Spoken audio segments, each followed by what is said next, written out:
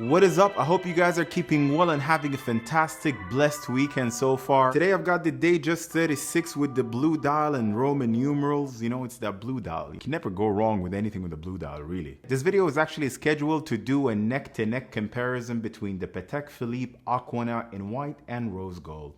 But instead, I thought we'd go over some of my top watches, some of my favorite watches that I've actually had the chance to review and get hands-on with. There is about 58 videos that I've done so far, so we're not going to go through all of them, but instead we're going to look at my top 8 watches that I've had a chance to review in 2020. I picked these watches on the basis that I simply like them and just really like them. No other reason apart from the fact that I like them.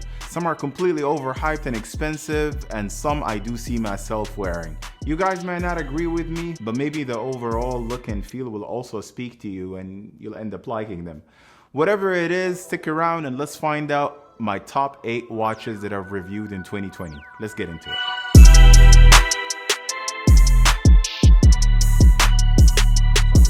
I wanted to kick it off with something unique, something futuristic, something that is not seen before with any other brand, and of course I couldn't take it away from AP. So at number 8 we have the AP Concept. The shape, the size is something that you would definitely skip at first, but at a second glance you start to notice that it's a tourbillon, it's a GMT, and the way the tourbillon rotates just keeps you looking, to be honest. Something about this AP Concept in black that is super attractive. Now, even though the 44K size is not something I would run up to, not my preference to be honest, but for some reason on this AP Concept, it really works well. It just suits it. You can accept it. I feel like AP went an extra mile into innovation with this futuristic look.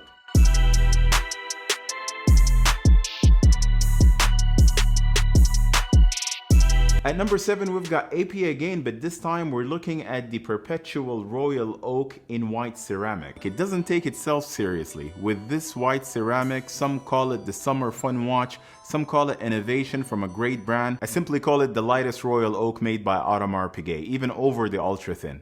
It's a very comfortable watch. White is not something you could wear or dress up easily, but AP had definitely shut us all up with this white.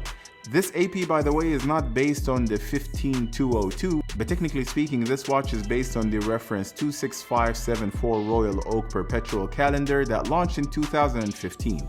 It's got the same basic shape, dial layout, and the same caliber 5134 movement inside. Now, of course, what sets this AP apart is the fact that it's in white ceramic paired with a nice white ceramic bracelet, but it's also the fact that it's a boutique exclusive edition only. It is not something that is easily accessible, and even if it was, it wouldn't be my first preference to run up and get one. So for that reason, this AP ranks as my number 7 on the list today. At number 6, we've got the Patek Philippe World Timer, of course away from the world of ceramic and into the world of classic, or rather call it the classic sport looks, with this red stitching and black leather strap. It showcases the time in 24 time zones and comes in a platinum case. From a distance you wouldn't guess that it's a Patek Philippe. It's undercover. If you know type of thing. Now when I think about a classic watch, Patek Philippe of course ranks as number 1. It's just a given, especially with the leather straps. I mean, it's a combination that cannot go far away from a classic look. But this one has got the red stitch on it as well, which makes it sporty in a way. Only 50 pieces were made out of this 5130p Dubai limited edition World Timer, and you know what, like, this is actually a stunning piece. I think it's the ultimate definition of classic.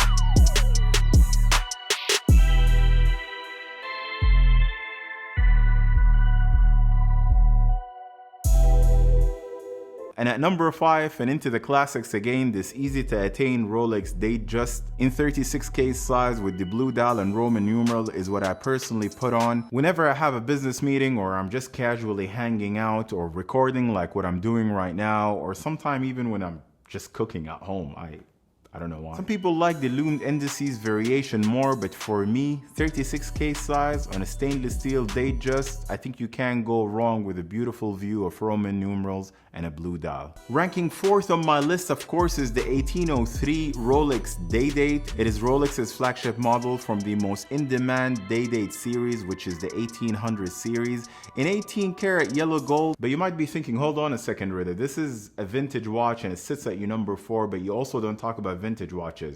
And the answer to that is really twofold. Number one is the fact that you are absolutely right. I don't know anything about vintage. I have done my homework, my research recently.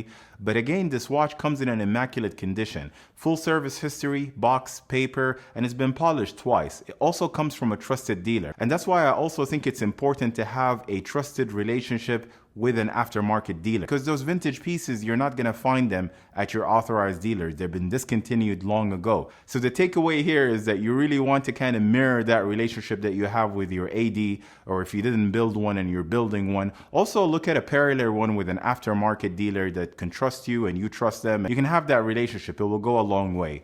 And the other reason is that cost for this watch, $10,300, is exactly what I would pay for a new presidential bracelet. So doing the math, that actually works well for my budget. And for those two reasons alone, I'm thinking about picking up this vintage DayDate. I'll keep you posted for when it comes up and I'll do a full unboxing to it. At number 3, we've got the Rolex GMT. I've got both the Batman and the Pepsi, but the 116710LN with an oyster bracelet and that green text. Honestly speaking, this is the last modern GMT that is now discontinued, of course, that has a different color text on the dial. I like it for that reason. I think green is something we're all gonna come to appreciate. The combination of a sporty watch with a little bit of flash because of the polished center links, this could really be your only watch.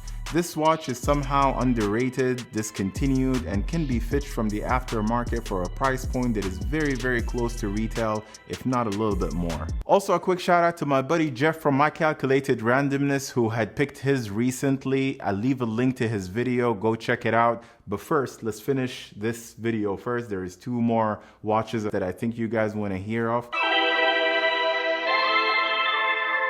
Known for thick, bulky cases, which is not my preference, is Richard Mille. I'm honestly surprised that I ranked Richard Mille as my number 2 on the list today. But the one that stood out to me and maybe will change your mind as well is the Richard Mille RM6701. Ultra thin case, yet still maintains depth, which is something that Richard Mille is well known for. I really like this watch and would honestly pick it up if I get a chance. It's a light, elegant, classy looking watch. Big ups to Richard Mille for mastering the art of playing with depth in such a small thin case. A buddy of mine had lent it to me to look at it, review it, which was in my previous video. If you guys had missed it, you can check it out. But in the same time, when I picked up this watch, I was looking at it, and I was looking at it for a very long time. That's the 67 effect, I guess. You pick it up and you keep looking and just looking. And a half an hour later, my battery for the camera died, and I was just looking at it. And finally, at number 1, it has to be Rolex. If you have been following me for some time, then it's no surprise that you know Rolex sit and will continue to sit as my number 1.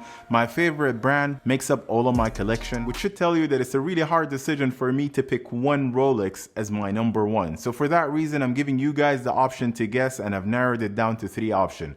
Option number 1, we've got the Explorer 214270. It's a watch that I talked about for a very long time. I think there is about like 10 videos on this channel about that Explorer. And number 2, we've got the GMT BLNR. This is a watch that I waited for over 2 years to actually get my hands on. And at number 3 is going to be the 114060 Rolex Submariner. This is a watch that I actually picked a long time ago, but I only recently got bitten by its bug and I started wearing it. And for some reason, out of the 3 options, it would be the Explorer, the Submariner, and the BLNR, but I'm leaving it with you guys to pick one and let me know what it is. It's a really tough decision. I honestly love all 3 watches. You get a diver, but you also get a GMT and you get an Explorer. I'm not really sure what to classify the Explorer as. Let me know in the comment section down below which out of the 3 you think should sit at number 1 in today's list. Subscribe and turn on the notification bell if you want to see my review for the Patek Philippe Aquanaut in rose gold.